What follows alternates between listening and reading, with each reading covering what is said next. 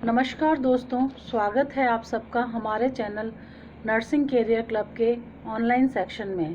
दोस्तों, हम इस सेक्शन में बीएससी नर्सिंग के first year course anatomy and physiology के बारे में पढ़ेंगे। दोस्तों, आप सबका ज़्यादा समय न लेते हुए मैं अपने कोर्स को शुरू करती हूँ। दोस्तों, आज का हमारा पहला चैप्टर है introduction to anatomical terms, organization of human body. इस चैप्टर के अंदर हम निम्नलिखित पॉइंट्स कवर करेंगे। पहला है cell, second cell structure, third transport of substance across cell membrane, fourth है टिश्यू, फिफ्थ है एपिथेलियल टिश्यू, सिक्स्थ है कनेक्टिव टिश्यू, सेवन्थ है मस्कुलर टिश्यू एंड एट्थ है नर्वस टिश्यू। अब हम बात करते हैं सेल के परिचय के बारे में। सेल एक छोटा झिल्ली बाउंड कंपार्टमेंट है जिसमें सभी रसायन और अणु होते हैं जो जीव के जीवन का समर्थन करने में मदद करते हैं। सभी जीवित जीव कोशिकाओं से बने होते हैं। सेल की खोज रॉबर्ट हुक ने 1665 में की थी। कोशिका जीव विज्ञान की एक शाखा है। कोशिका के अध्ययन को कोशिका विज्ञान कहा जाता है। सेल सभी जीवित चीज़ों के बुनियादी निर्माण खंड हैं। मानव शरीर खरबों कोशिकाओं से बना होता है। कोशिका में साइटोप्लाज्म में एक नाभिक और झिल्ली बंधे हुए अंग होते हैं। माइटोकॉन्ड्रिया एक डबल बाउंड ऑर्गेनिक मुख्य रूप से सेल के अस्तित्व के लिए महत्वपूर्ण ऊर्जा लेन देन के लिए जिम्मेदार है। हर कोई लाइसोसोम कोशिका में अवांछित पदार्थों को पचाता है। एंडोप्लाज्मिक रेटिकुलम चयनात्मक अणुओं को संश्लेषित करके सेल के आंतरिक संगठन में एक भूमिका निभाता है। अब हम बात करते हैं सेल के परिभाषा के बारे में। ए सेल को जीवन की सबसे छोटी बुनियादी इकाई के रूप में परिभाषित किया जाता है जो जीवन की सभी प्रक्रियाओं के लिए जिम्मेदार है। अब हम बात करते हैं सेल के वर्णक्रम या कैरेक्टरिस्टिक के बारे में। कोशिकाओं की विभिन्न आवश्यक विशेषताएं निम्नलिखित है। पहली, कोशिकाएं एक जीव के शरीर को संरचना और सहायता प्रदान करती है। कोशिका आंतरिक रूप से एक अलग झिल्ली से घिरी होती है। नाभिक प्रजनन और कोशिका वृद्धि के लिए आवश्यक आनुवांशिकी जानकारी रखता है। अब हम बात करते हैं सेल स्ट्रक्चर या सेल की संरचना के बारे में। सेल संरचना में विशिष्ट कार्यों के साथ व्यक्तिगत घटक शामिल हैं जो जीवन की प्रक्रियाओं को पूरा करने के लिए आवश्यक हैं। इन घटकों में शामिल है कोशिका भित्ति, कोशिका झिल्ली और कोशिका अंग। अब हम बात करते हैं सेल मेम्ब्रेन के बारे में या कोशिका झिल्ली। कोशिका झिल्ली कोशिका का समर्थन और सुरक्षा करती है। यह कोशिकाओं के अंदर और बाहर पदार्थों की गति को नियंत्रित करता है। यह कोशिका को बाहरी वातावरण से अलग करता है। कोशिका झिल्ली सभी कोशिकाओं में मौजूद होती है। कोशिका झिल्ली एक कोशिका का बाहरी आवरण होता है जिसके भीतर अन्य सभी अवयव जैसे कि कोशिका द्रव्य और नाभिक संलग्न होते हैं। इसे प्लाज्मा झिल्ली के रूप में भी जाना जाता है। संरचना द्वारा यह छिद्रपूर्ण झिल्ली है जो कोशिका के अंदर और बाहर चयनात्मक पदार्थों की आवाजाही की अनुमति देता है। अब हम बात करते हैं सेल वॉल या दीवार के बारे में। सेल दीवार प्लांट की सेल संरचना का सबसे प्रमुख हिस्सा है। यह सेलुलोज, हेमीसेलुलोज और पैक्टिन से बना होता है। कोशिका भित्ति विशेष रूप से पादप कोशिकाओं में मौजूद होती है। यह प्लाज्मा झिल्ली और अन्य सेलुलर घटकों की सुरक्षा करता है। कोशिका भित्ति भी पादप कोशिकाओं की सबसे बाहरी परत होती है। यह कोशिकाओं को आकार और समर्थन प्रदान करता है और इन्हें यांत्रिक झटके और चोटों से बचाता है। अब हम बात करते हैं कोशिका द्रव्य या साइटोप्लाज्म के बारे में। कोशिका द्रव्य कोशिका के अंदर मौजूद एक मोटी स्पष्ट झोली जैसा पदार्थ होता है। कोशिका के भीतर अधिकांश रासायनिक अभिक्रियाएं इसी कोशिका द्रव्य में होती हैं। कोशिका द्रव्य जैसे कि endoplasmic reticulum, vacuole, mitochondria, ribosome इस साइटोप्लाज्म में निलंबित होते हैं। अब हम बात करते हैं न्यूक्लियस के बारे में। नाभिक में कोशिका डीएनए के वंशानुगत पदार्थ होते हैं। यह कोशिकाओं को बढ़ने, परिपक्व, विभाजित और मरने के लिए संकेत भेजता है।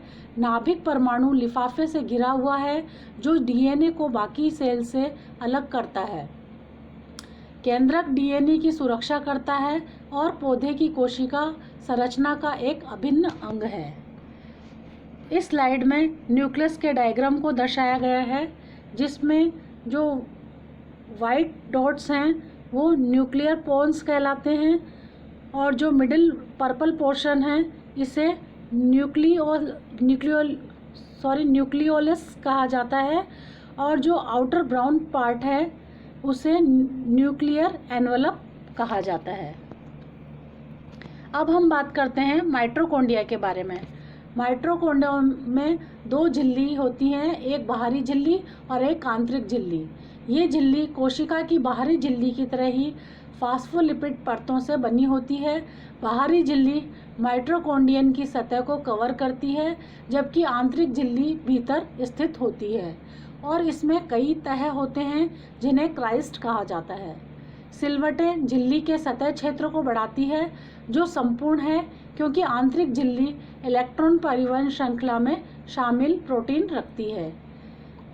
यह वह जगह है जहां माइटोकॉन्ड्रिया के कई कार्यों को करने के लिए अन्य रासायनिक प्रतिक्रियाएं होती है। एक बढ़ी हुई सतह क्षेत्र होने वाली अधिक प्रतिक्रियाओं के लिए अधिक स्थान बनाता है और फास्फोराइलेशन का केंद्र माइटोकॉन्ड्रिया है। बाहरी और आंतरिक झिल्लियों के बीच के स्थान को इंटरमेम्ब्रेन स्पेस कहा जाता है। इस स्लाइड में माइटोकॉन्ड्रियल मैट्रिक्स दिखाया गया है, जिसमें सबसे पहले सेल को दर्शाया गया है। मानव शरीर कोशिकाओं के झुंड से बना होता है जिसे सेल कहते हैं। दूसरा डायग्राम माइटोकॉन्ड्रिया का दिखाया गया है। सेल के अंदर माइटोकॉन्ड्रिया होता है जिसे पावर बैंक भी कहा जाता है। ये जो थर्ड डायग्राम है, रिंग्स के आकार का जो चित्र दिखाया गया है, इन्हें माइटोकॉन्ड्रियल डीएनए कहा जाता है। अब हम बात करते हैं राइबोसोम के बारे में। एक राइबोसोम आरएनए और प्रोटीन का एक जटिल है और इसलिए एक राइबोन्यूक्लियोप्रोटीन के रूप में जाना जाता है। यह 2 सब यूनिट से बना होता है। छोटा सब यूनिट वह जगह है जहां एमआरएनए बांधता है और डिकोड किया जाता है, जबकि बड़ा सब यूनिट प्रोटीन वह जगह है जहां अमीनो एसिड मिलाया जाता है। दोनों सब यूनिट प्रोटीन और राइबोन्यूक्लिक एसिड घटकों से बने होते हैं। 2 सब यूनिट एक सब यूनिट में आरएनए और दूसरे सब यूनिट में प्रोटीन के बीच परस्पर क्रिया द्वारा एक दूसरे से जुड़ जाते हैं। अब हम बात करते हैं राइबोसोम के इम्पॉर्टेंट फंक्शंस के बारे में।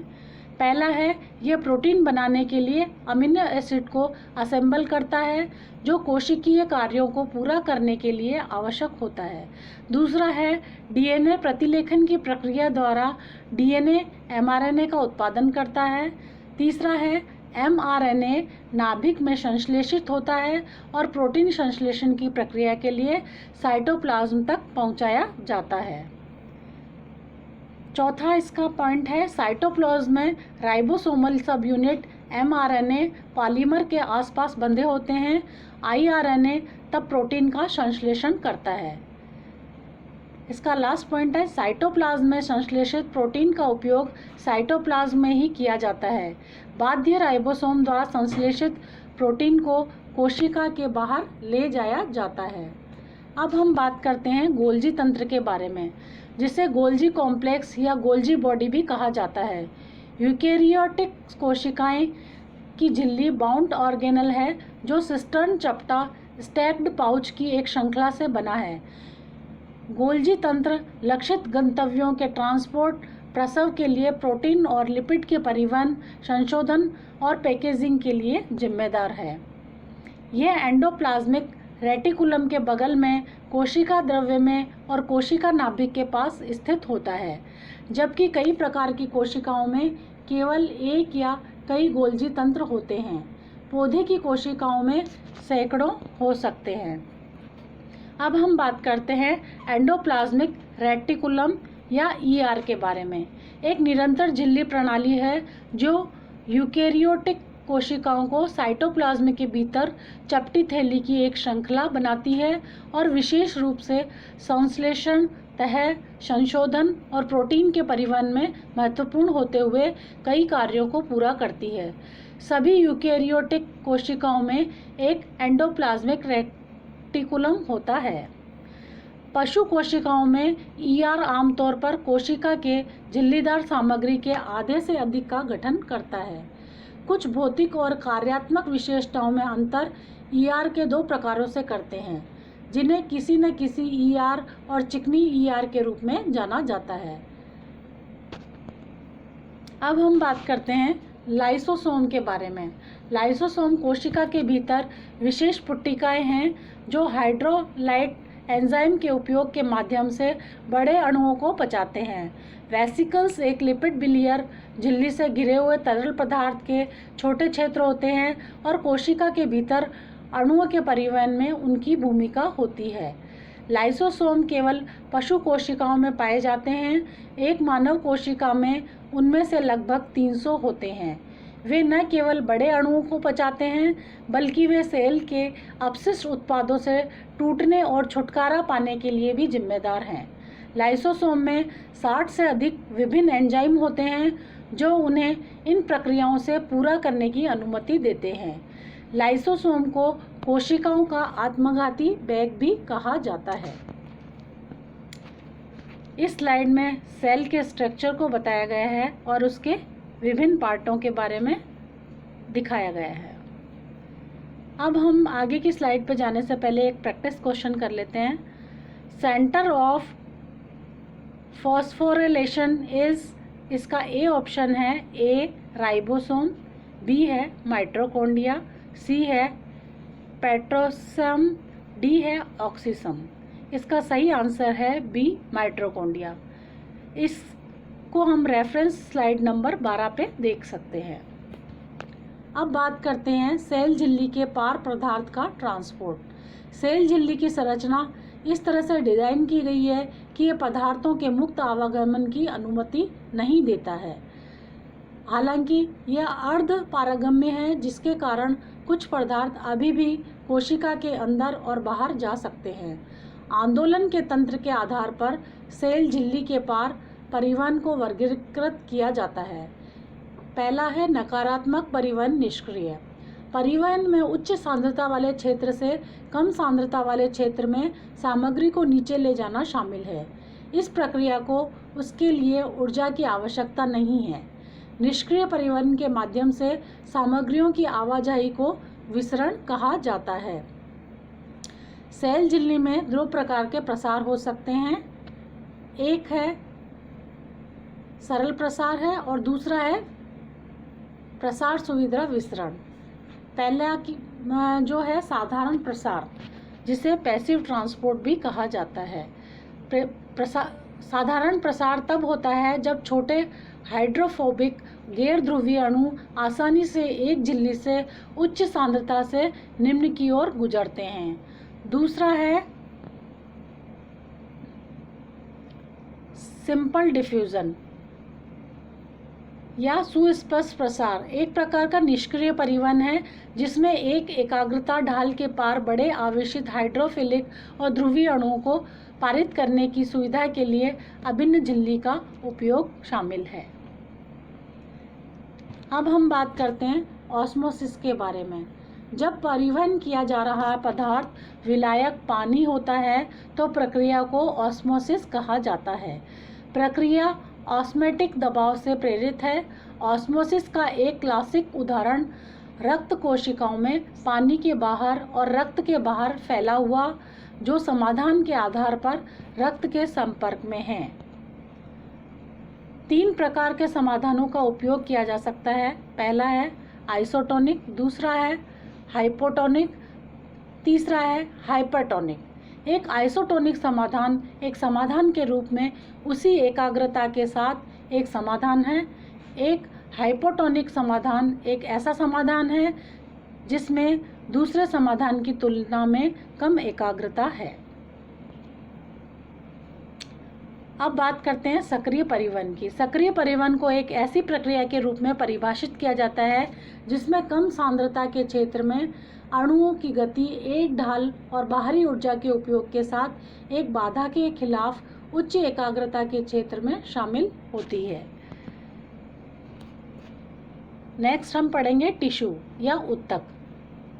इसकी परिभाषा ऊतक कोशिकाओं का एक संग्रह है जिसमें समान संरचना होती है और अपेक्षाकृत सामान्य कार्य करते हैं। मानव और जानवर के ऊतक के अध्ययन को हिस्टोलॉजी या रोग के संबंध में हिस्टोपैथोलॉजी के रूप में जाना जाता है।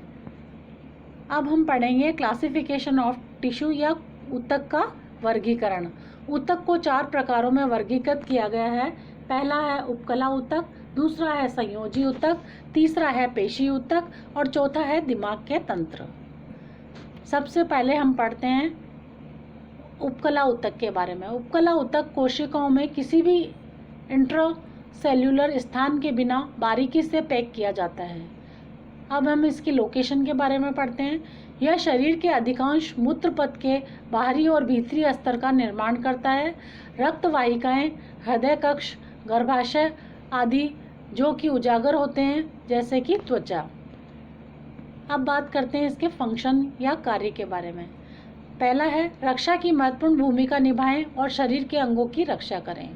दूसरा है विभिन्न अंगों में अलग अलग कार्य दिखाएं, उदाहरण के लिए पेट गैस्ट्रिक रस का स्त्राव।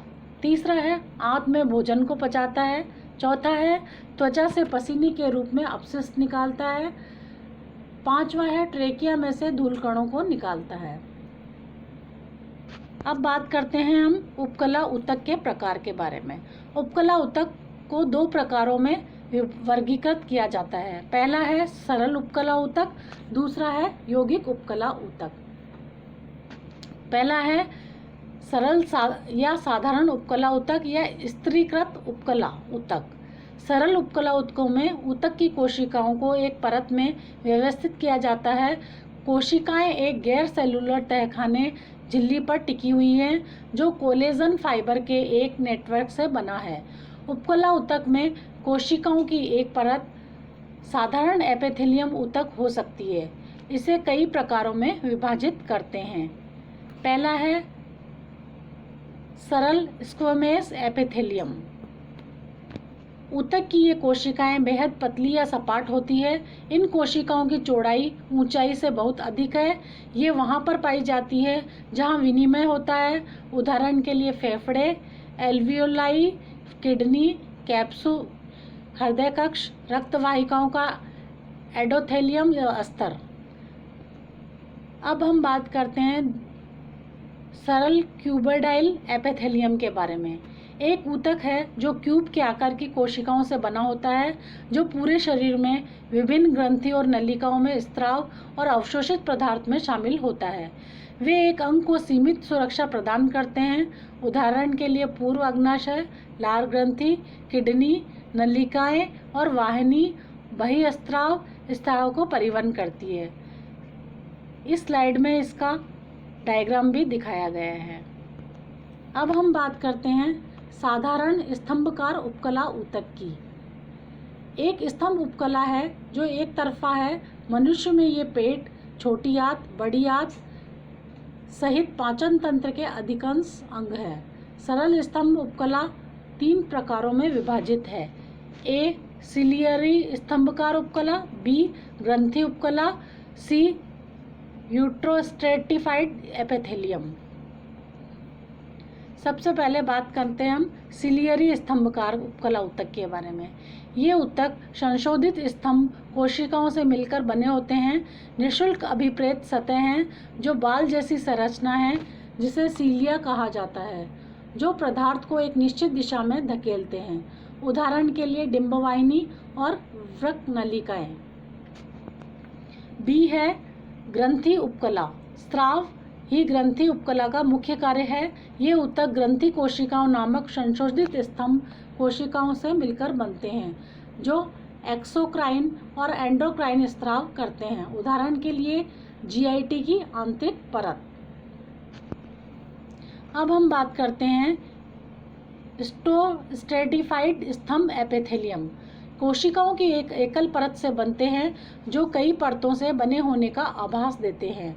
खासकर जब क्रॉस सेक्शन में देखा जाता है, इन उपकला कोशिकाओं के नाभिक विभिन्न स्तरों पर होते हैं तो स्त्रीकृत होने का भ्रम पैदा करते हैं। उदाहरण के लिए ट्रेकिया और ब्रोंकाई।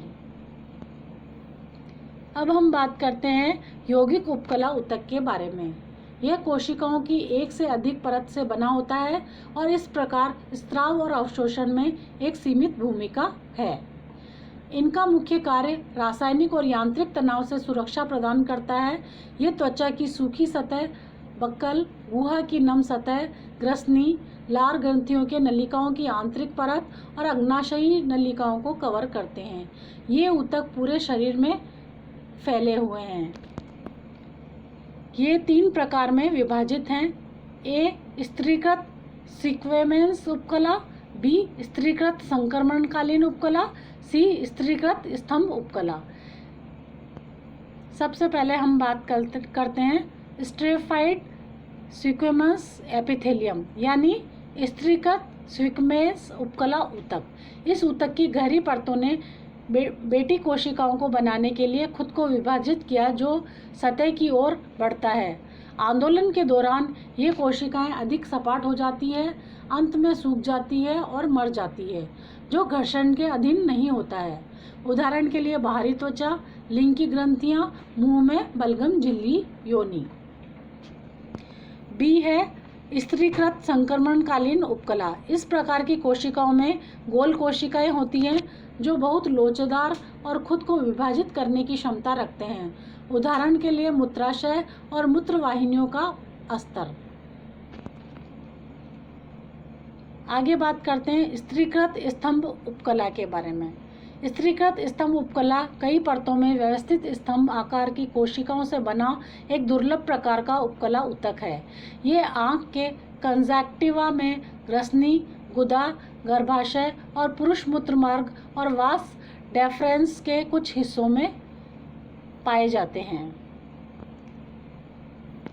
आगे की स्लाइड पर बढ़ने से पहले हम एक प्रैक्टिस क्वेश्चन कर लेते हैं।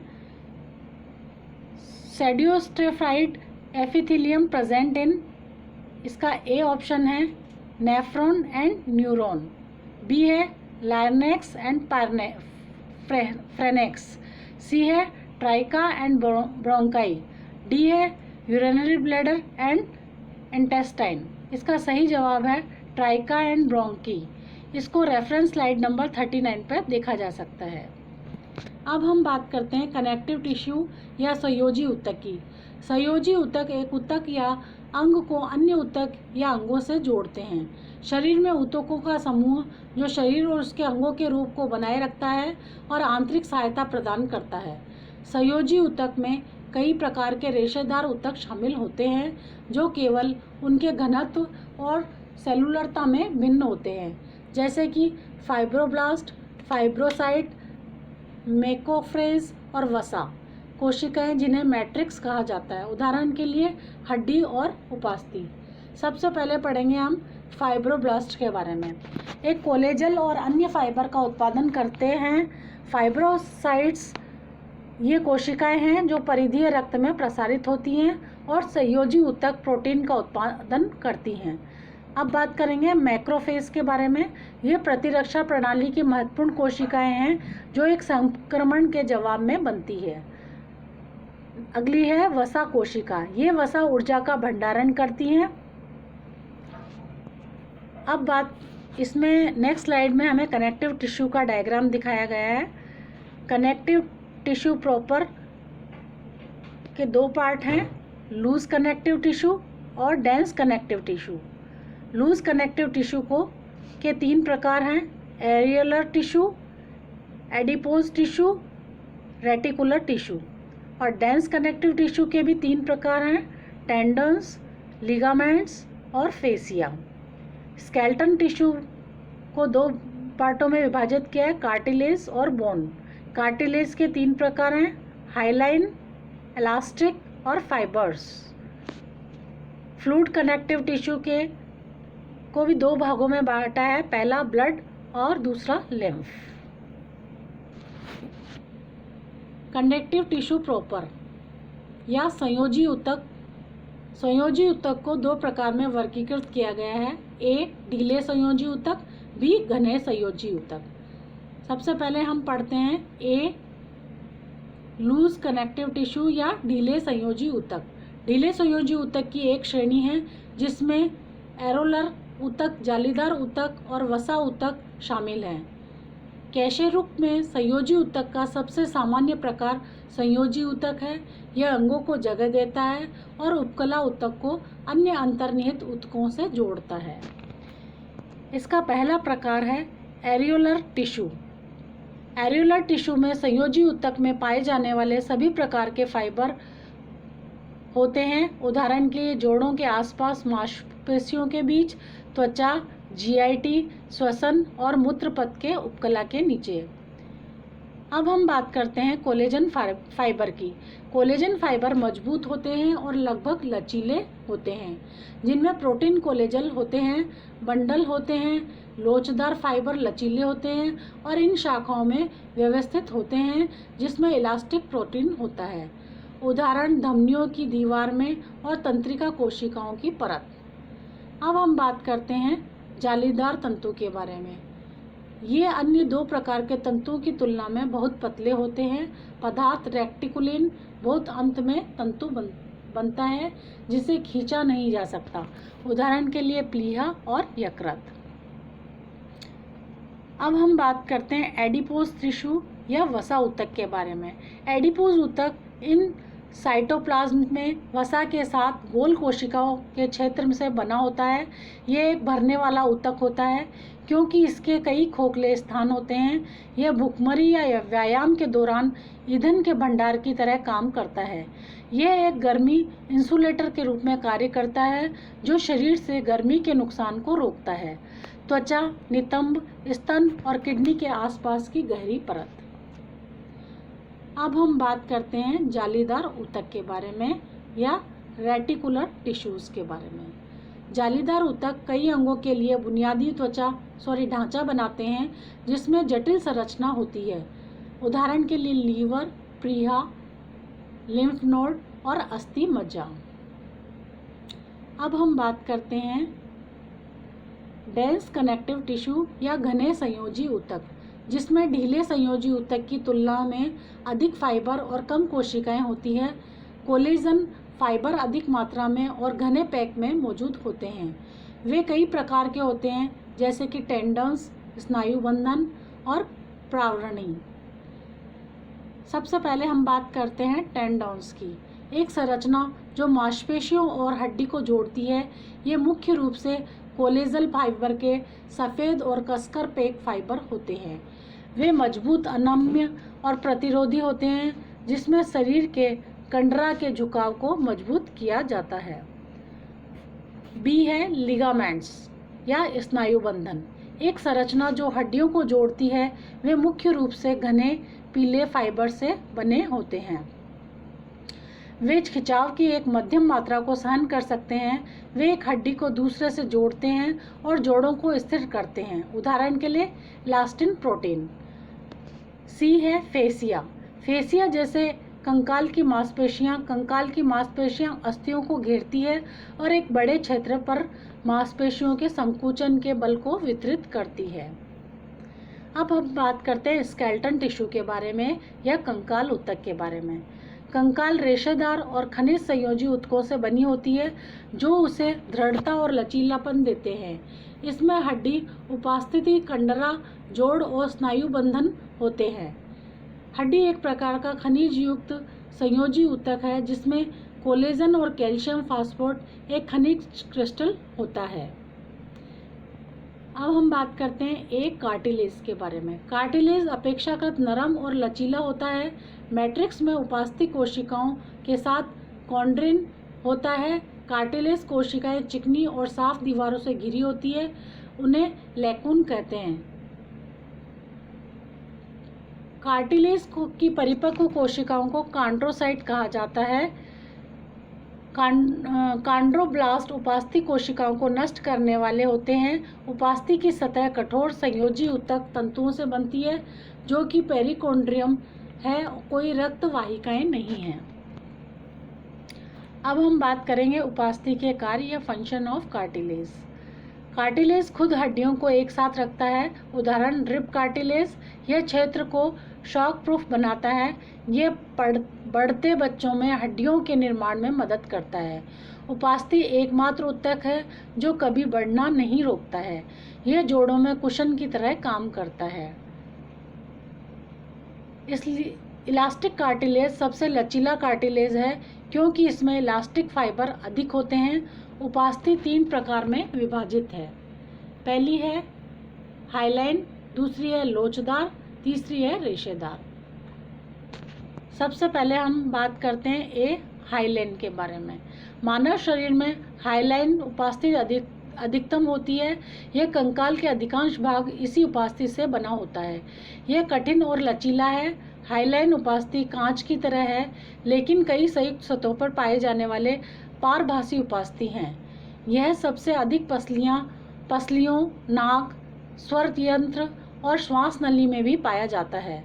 हाइलाइन उपास्थि मोती धूसर रंग में होती है जिसमें दृढ़ता होती है। इसमें कोलेजन की काफ़ी मात्रा होती है। उदाहरण के लिए जोड़ों की हड्डी की सतह, पसलियों, उरोस्थि के बीच, नाक, सेप्टम, स्वर यंत्र, श्वास नली, ब्रोंकाई के कुछ हिस्से।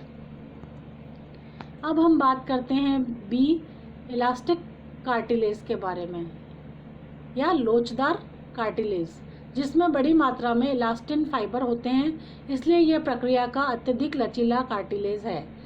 मैट्रिक्स का रंग हल्का पीला है। यह शरीर के अंग का समर्थन और रखरखाव प्रदान करता है। उदाहरण के लिए नाक की नोक, कान का दर्द, रक्त वाहिकाओं के ट्यूनिका, मीडिया और एंटीवार्टिस। अब बात करेंगे हम फाइब्रस कार्टिलेज या रेशेदार उपास्थि के बारे में, जिसमें कोलेजल फाइबर का बड़ा नेटवर्क होता है। क्योंकि पूर्ण श्वेत तंतु संयोजी ऊतक परिवर्तित उपास्थि होते हैं और यह सबसे मजबूत उपास्थि है। अब हम बात करते हैं बोन के बारे में। बोन या हड्डी। हड्डी के अध्ययन को अस्थि विज्ञान कहा जाता है। हड्डी के गठन की अधिकता को अस्थि भवन कहा जाता है। सबसे अच्छा ऊतक हड्डी है। हड्डी के सबसे बाहरी आवरण की पेरिओस्टेम कहा जाता है। पेरिओस्टेम सफ़ेद रेशेदार संयोजी ऊतक से बना अस्थि निर्माण सेल को ऑस्टियोब्लास्ट बनाने के लिए विभाजित होते हैं। हड्डी के परिपक्व कोशिकाओं को ऑस्टियोसाइट्स कहा जाता है, जो कि लेकुन में पाया जाता है। हड्डी को नष्ट करने वाली कोशिकाएं हैं। साइटोप्लाज्म में 50 नाभिक होते हैं। वे वहाँ पाए जाते हैं जहाँ सक्रिय विकास, मरम्मत और रीमॉडलिंग होते हैं।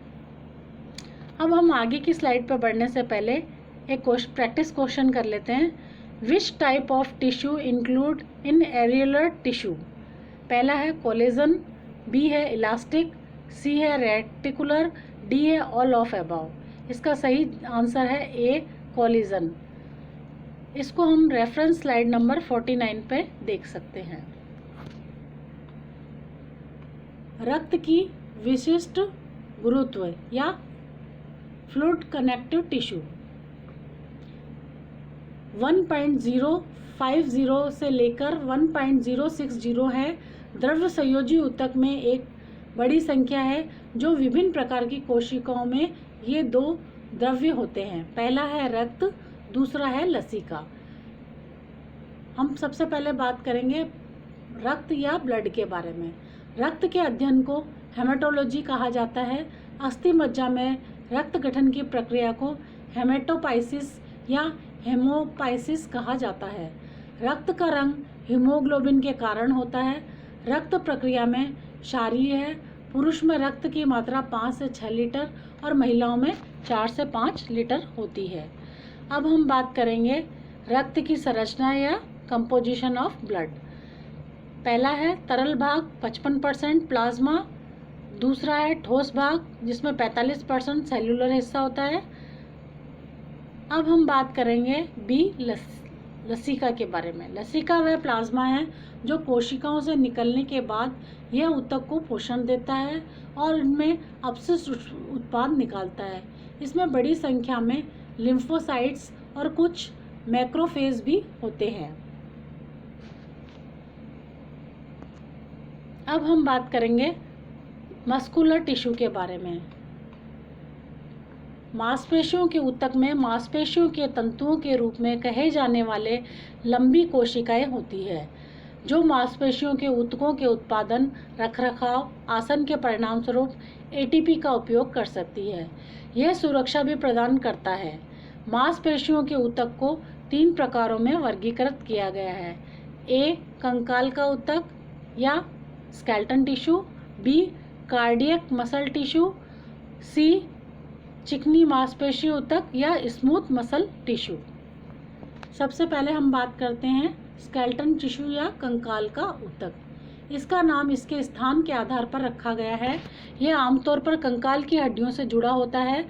मांस को स्वैच्छिक माना जाता है क्योंकि यह सचेत नियंत्रण द्वारा अनुबंध या आराम करने के लिए बनाया जा सकता है। ये ऊतक कुछ सेमी में लंबाई में भिन्न हो सकते हैं। 30 से 40 सेमी तक की छोटी मांसपेशियां पाई जाती है सबसे लंबी पेशी में। अब हम बात करते हैं कार्डियक मसल टिश्यू के बारे में। यह हृदय की अधिकांश दीवार का निर्माण करता है। यह अनैच्छिक है। इसका संकुचन सचेत रूप से नियंत्रित नहीं है। हृदय मांसपेशियों के तंतुओं की शाखा होती है और आमतौर पर कभी कभी कोशिकाओं पर केवल एक केंद्रीय नाभिक होता है जिसमें 2 नाभिक होते हैं। सी। अब बात करेंगे हम स्मूथ मसल टिश्यू या चिकनी पेशी ऊतक के बारे में। यह पेट, आंत, पित्ताशय, मूत्राशय की रक्तवाहिकाओं, फेफड़ों को वायुमार्ग जैसे खोखले आंतरिक संरचना की दीवारों में स्थित है। इसके संकुचन में रक्तवाहिकाओं के लुमेन को संकुचित या संकीर्ण किया जाता है। ये आमतौर पर अनैच्छिक होते हैं। इसका फाइबर छोटा मोटा होता है और बीच में इसमें एकल केंद्रिक नाभिक होता है। अब हम बात करेंगे नर्वस टिश्यू या मस्तिष्क ऊतक के बारे में। मस्तिष्क, रीढ़ की हड्डी और नसों में तंत्रिका ऊतक पाया जाता है। यह शरीर की कई गतिविधियों के समन्वय और नियंत्रण के लिए जिम्मेदार है।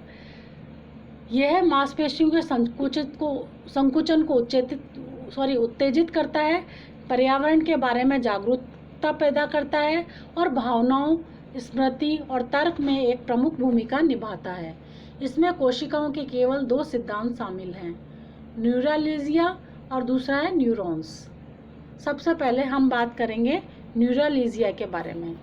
न्यूरोगिलिया, जिसे गिलिया या गिलियस कोशिकाएं भी कहा जाता है, तंत्रिका तंत्र की गैर तंत्रिका संबंधी कोशिकाएं हैं। वे एक समृद्ध प्रणाली की रचना करते हैं जो तंत्रिका ऊतक और तंत्रिका तंत्र के संचालन के लिए आवश्यक है। अब हम बात करते हैं न्यूरॉन्स के बारे में। एक न्यूरॉन्स या तंत्रिका कोशिका एक विद्युत रूप से उत्कृष्ट सेल है जो विशेष कोशिकाओं के साथ संचार करता है जिसे स्नेक्स कहा जाता है। यह स्पंज और प्लाकियोजा को छोड़कर सभी जानवरों में तंत्रिका ऊतक का मुख्य घटक है। पौधों और कवक में तंत्रिका कोशिकाएं नहीं होती है। दोस्तों, कैसा लगा हमारा वीडियो हमें कमेंट बॉक्स में लिखकर ज़रूर बताएं।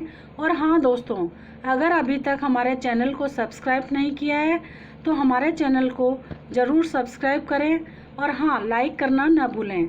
हम फिर मिलेंगे एक नए वीडियो के साथ। तब तक के लिए नमस्कार, धन्यवाद।